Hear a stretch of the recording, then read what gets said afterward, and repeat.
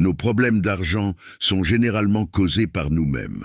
Cela se produit lorsque nous ne pouvons pas contrôler nos émotions ou lorsque nous nous comparons trop aux autres.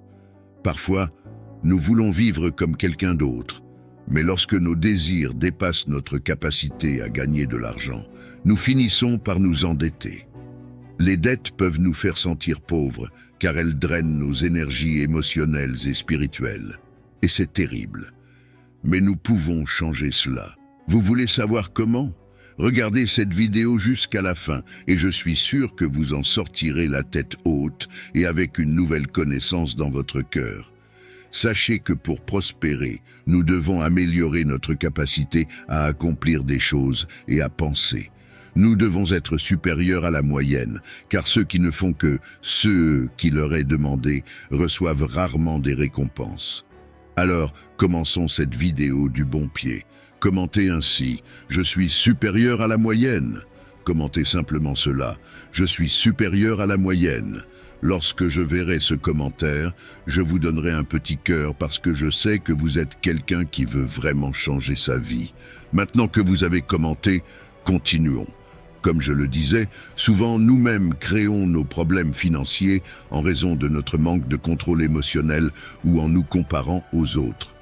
Je me suis également retrouvé dans cette situation. Parfois, nous voulons vivre comme les autres et nous commettons des erreurs, comme louer une maison que nous ne pouvons pas payer ou acheter une voiture qui dépasse nos moyens. Je ne suis pas ici pour juger qui que ce soit, car j'ai également vécu cela. J'ai été cette personne qui achète des choses sans en avoir les moyens. Mais croyez-moi, cela peut mener à la misère et à un profond regret. J'ai vécu cette expérience et j'en ai tiré des leçons. Après avoir traversé des problèmes financiers il y a quelques années, j'ai appris ma leçon et je n'ai plus jamais acheté au-delà de mes possibilités. Maintenant, quand je pense à acheter quelque chose comme une voiture, j'évalue si je peux vraiment la payer, si le prix des mensualités s'ajuste à mon budget et si je peux l'assumer. Ensuite, je considère l'achat. Cela ne signifie pas que je ne paie jamais en plusieurs fois ou que je ne profite pas des promotions. Ce que je veux dire, c'est que si je peux acheter quelque chose, je l'achète. Mais si je ne peux pas payer une voiture plus chère, je dois prioriser ce qui est le plus important. Paraître riche pour impressionner les autres ou prendre soin de mes finances de manière responsable. Les gens peuvent être impressionnés par vous, mais si votre vie financière est un mensonge basé sur des dettes et est sur le point de s'effondrer, vous grandirez seulement jusqu'où vos capacités le permettent. Beaucoup disent que ce qu'une personne possède est le résultat de sa capacité. Mais qu'en est-il des héritiers? Pour eux, la capacité initiale n'a plus d'importance, car ils ont hérité de leur richesse. Mais quelqu'un, à un moment donné, a eu la capacité de construire cette fortune. Maintenant, la personne qui a hérité est-elle capable de maintenir et même de multiplier la valeur de l'héritage reçu? La capacité est fondamentale pour déterminer le niveau de prospérité. Lorsque nos désirs dépassent notre capacité de production, nous commençons à accumuler des dettes et ces dettes nous font sentir pauvres, car elles minent nos énergies émotionnelles et spirituelles. Par conséquent, ne vous laissez pas emporter émotionnellement jusqu'au point de désirer plus que vous ne pouvez produire financièrement. Votre capacité à générer de la richesse doit être supérieure à vos désirs. Moins vous avez de désirs matériels, plus vous avez de chances de prospérer. J'ai vécu dans la pauvreté la majeure partie de ma vie, mais maintenant, je suis un peu mieux. Aujourd'hui, je ne fais pas face à des difficultés financières. Si je devais indiquer une seule raison pour cela, ce serait ma mentalité. La bénédiction de Dieu a toujours été avec moi. Mais il est important de comprendre que cette bénédiction ne garantit pas l'argent. L'argent est le résultat de notre travail. Et ce travail ne générera ce que nous désirons que si nous avons la bonne mentalité. Donc, le premier pas pour prospérer financièrement est de sortir de l'ignorance. Il n'y a pas de doute sur ce que je vais vous enseigner. La première chose qui commence à attirer la richesse dans votre vie, la richesse financière, c'est la mentalité. Si vous ne changez pas votre esprit, vous ne changerez pas votre situation financière. Si vous n'altérez pas votre façon de penser, votre compte bancaire restera le même. Croyez en ce que je dis, votre mentalité déterminera votre capacité, et Dieu n'envoie que ce que vous êtes capable de gérer. L'ignorance est la mère de la pauvreté. Si vous restez ignorant, vous resterez pauvre pour toujours. Je dois changer ma façon de penser à propos de l'argent. Je dois changer ma mentalité par rapport à l'argent. Est-ce facile? Non, parce que nous avons grandi avec un modèle fixe, une idée établie sur l'argent dans nos esprits. Pour quelqu'un comme moi, qui a grandi dans une religion où l'argent est vu comme dangereux, comme un péché. Non, mais il peut conduire à de nombreux péchés. L'argent facilite l'orgueil, par exemple, ou la prétention. Rappelez-vous l'histoire du fils prodigue. Il a pris toute sa part de l'héritage et a laissé l'orgueil lui monter à la tête. Et la fin, vous la connaissez. Il a fini par désirer même la nourriture des porcs. Il a décidé de revenir vers son père, de s'humilier et de confesser son erreur. Il a dit, « Père, j'ai péché contre le ciel et contre toi. Je ne suis plus digne d'être appelé ton fils. Traite-moi comme l'un de tes ouvriers. » Mais je n'accepte pas de vivre dans la misère. Il y a des gens qui, face aux difficultés, disent « c'est ce que Dieu a pour moi ». Cependant, votre mentalité détermine où vous finirez. Votre façon de penser influence quand vous atteindrez le succès. Prenez le fils d'un milliardaire avec la mentalité de son père, enlevez-lui tout ce qu'il a, jetez-le dans la rue et vous verrez s'il refuse de travailler en vendant quelque chose ou en travaillant quelque part. C'est improbable. Il trouvera un moyen de se relever, de trouver un produit à vendre dans la rue, car la mentalité détermine ce que vous acceptez et ce que vous rejetez. La mentalité façonne les stratégies que vous utilisez et celles que vous évitez. C'est la mentalité qui influence votre portefeuille. Vous devez comprendre que la mentalité est la base de la prospérité. Si vous sentez que votre mentalité est limitée, que vous ne savez même pas comment gagner de l'argent ou comment le désirer, sachez qu'il est possible de changer. Une façon de changer votre mentalité est de changer vos environnements. Notre esprit est influencé par l'environnement qui nous entoure. Lorsque nous commençons à fréquenter des environnements stimulants, au lieu de juger, nous pouvons apprendre de ces environnements. Malheureusement, certaines personnes entrent dans des environnements stimulants et passent tout leur temps à juger. Regarde celui-là avec ses chaussures chères, celui-là avec une voiture de luxe. Au lieu d'apprendre comment ces personnes ont obtenu ce qu'elles ont, elles préfèrent juger. Cela fait que ces environnements stimulants ne changent pas leur mentalité, car leur cœur est fermé et leur esprit est trop dur pour apprendre. Elles préfèrent juger ceux qui aiment vraiment l'argent, qui le voient comme un objectif. Ils ne sont jamais satisfaits, même s'ils gagnent 50 millions. Ils envient toujours ceux qui en ont 100 millions. Même s'ils achètent un avion, ils verront toujours quelqu'un avec un avion plus grand et penseront « je ne suis jamais satisfait de ce que j'ai ». En résumé, le premier pas pour changer votre mentalité est d'avoir la bonne motivation pour chercher de l'argent. Et cette motivation doit être de remplir votre objectif dans la vie. Comme le dit la Bible dans Ecclésiaste, chapitre 11, verset 10 et chapitre 5, verset 10, « Vous ne serez jamais satisfait si vous aimez l'argent. Si vous voulez être riche, vous devez avoir peu de désirs. Si vous voulez être pauvre, vous devez avoir beaucoup de désirs.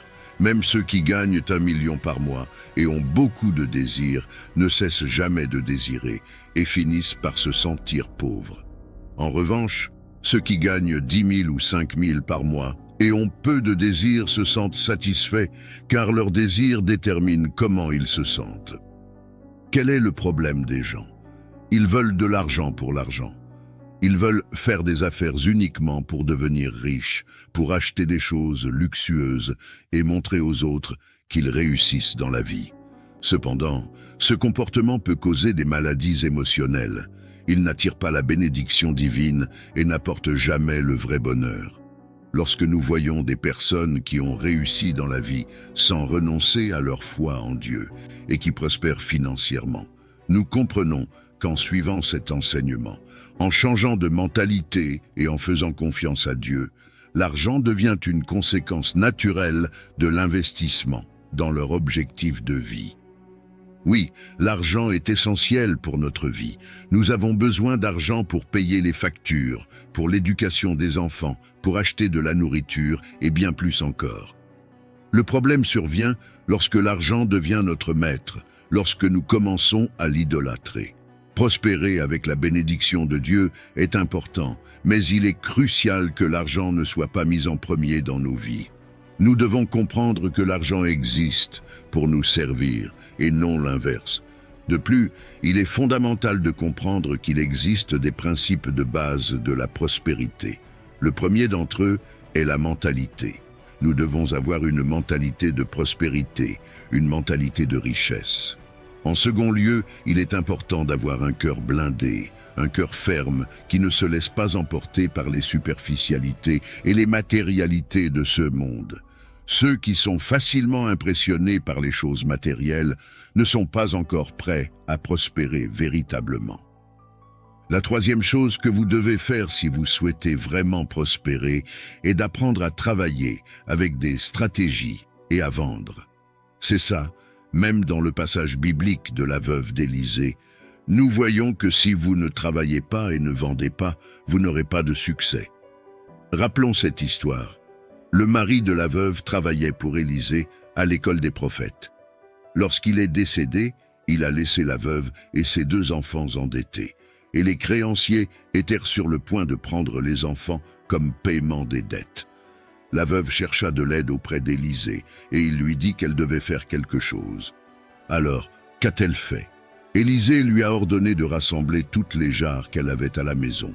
Même si elle pensait ne rien avoir, il y avait toujours quelque chose que Dieu pouvait utiliser. La veuve dit « Je n'ai qu'une seule jarre d'huile ».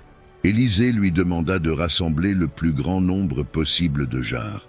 La femme commença la journée endettée et la termina avec ses dettes payées et une réserve d'huile qui la soutiendrait financièrement. Mais notez que ce n'était pas juste un miracle qui s'est produit, elle devait aussi travailler. Dieu ne donne de l'argent à personne gratuitement. Il bénit et prospère notre travail. Donc, qu'ai-je demandé à Dieu? J'ai demandé de la stratégie, de la santé et de la sagesse. L'argent ne va pas prospérer émotionnellement, spirituellement ou dans la famille, mais financièrement. Une personne a de l'argent en raison de CE qui est écrit au chapitre 25 du livre de Matthieu à partir du verset 14. Cela dit, c'est comme un homme qui, partant de son pays, appela ses serviteurs et leur donna ses biens. À l'un, il donna 5 talents, à un autre 2 et à un autre 1, chacun selon sa capacité. Puis il partit. Après longtemps, le maître revint et rendit compte avec eux. Celui qui avait reçu 5 talents s'approcha et dit « Maître, tu m'as donné 5 talents et j'en ai gagné 5 autres. » Le maître se réjouit et lui donna 5 autres talents, disant « Maintenant tu en as 10. » Et le maître lui dit « Tu as été un bon et fidèle serviteur. Tu as été fidèle en peu de choses, je te confierai beaucoup. Viens et partage la joie de ton maître. » Celui qui avait reçu 2 talents arriva également et dit « Maître, tu m'as donné 2 talents et je les ai négociés. Voici les 2 talents supplémentaires que j'ai gagnés. » Le maître le félicita, disant « Tu as été fidèle même avec peu de ressources. Maintenant, je te donnerai plus de responsabilités. Viens et partage ma joie. » Mais le serviteur qui avait reçu un talent arriva et dit « Maître, je savais que tu es un homme dur, récoltant où tu n'as pas semé et ramassant où tu n'as pas éparpillé. Par peur, j'ai caché ton talent dans la terre. Voici ce qui est à toi. » Le maître se mit en colère et dit « Serviteur méchant et paresseux, si tu savais que je suis ainsi, au moins tu aurais dû déposer mon argent à la banque pour qu'à mon retour, je le reçoive avec des intérêts. Retirez-lui le talent et donnez-le à celui qui en a 10, car à celui qui a plus, il sera donné et il aura en abondance, mais à celui qui n'a pas, même ce qu'il a, lui sera retiré. » et jetez le serviteur inutile dans les ténèbres, où il y aura des pleurs et des grincements de dents. Il voulait faire la bonne chose, mais il a tout perdu, parce que la Bible dit que celui qui n'a pas, même le peu qu'il a, lui sera retiré et donné à celui qui a plus. Donc, celui qui avait 5 talents les a multipliés à 10 et maintenant il en a 11, y compris ceux qu'il n'a pas travaillé pour avoir. Parce que le peu que l'autre avait n'a pas généré de fruits et a été transféré à celui qui avait beaucoup. C'est pourquoi celui qui ne produit pas finit par servir celui qui produit. Celui qui ne multiplie pas devra transférer à celui qui multiplie. Cela est dans la Bible et cela fonctionne depuis 2000 ans. La multiplication se produit en raison de notre mentalité et de notre capacité. Elles nous fournissent encore plus. C'est incroyable. Savez-vous pourquoi vous n'avez pas ce dont vous avez besoin? C'est parce que vous pouvez désirer plus que ceux que vous produisez financièrement ou que vous n'avez pas encore développé votre capacité. Lorsque quelqu'un est au bon niveau de capacité et en est satisfait, il ne produit pas plus. Donc, il ne peut pas s'attendre à grandir, parce qu'en augmentant seulement sa capacité, il augmente ce qu'il reçoit. Lorsque la capacité de cette veuve s'est épuisée, elle a cherché à se former, et vous pouvez faire de même aujourd'hui. Consacrez 1 ou 2 heures par jour à augmenter vos connaissances spécifiques en finance. Lisez des livres sur les finances, assistez à des conférences et écoutez des sermons sur le sujet. Commencez à chercher des informations et des connaissances. Augmentez votre capacité. Il arrive un moment où nous devons décider si nous voulons continuer à vivre une vie de pénurie et de difficultés financières ou si nous voulons prospérer. Pour prospérer, nous devons commencer à augmenter notre capacité de réalisation. Prospérer signifie faire plus que ce qui est demandé, dépasser les attentes et livrer plus que promis. Parce que celui qui fait seulement le minimum nécessaire est inutile. Si vous travaillez pour quelqu'un et que vous faites toujours le strict minimum, qu'est-ce qui vous distingue? Qu'est-ce qui vous donne de la valeur, même financièrement? Le secret est de développer des compétences pour faire ce que peu de gens font, augmenter votre capacité, avoir un esprit actif, penser et agir.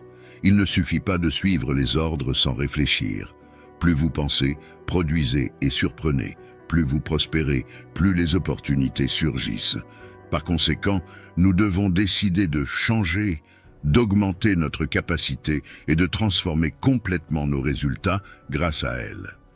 Si vous n'êtes pas satisfait de votre situation financière, le premier pas est de ne pas l'accepter. Commencez à changer. Celui qui se contente de ce qu'il a n'aura pas la force de changer. C'était la première vidéo dans laquelle nous parlions de comment sortir des dettes et commencer à prospérer financièrement. J'ai beaucoup plus à partager avec vous.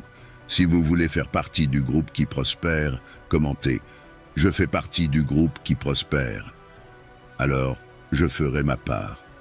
Maintenant, je vais laisser apparaître sur votre écran 2 vidéos où je parle de comment vous pouvez sortir de la pauvreté et atteindre la prospérité en peu de temps. Cliquez dessus et regardez-les maintenant.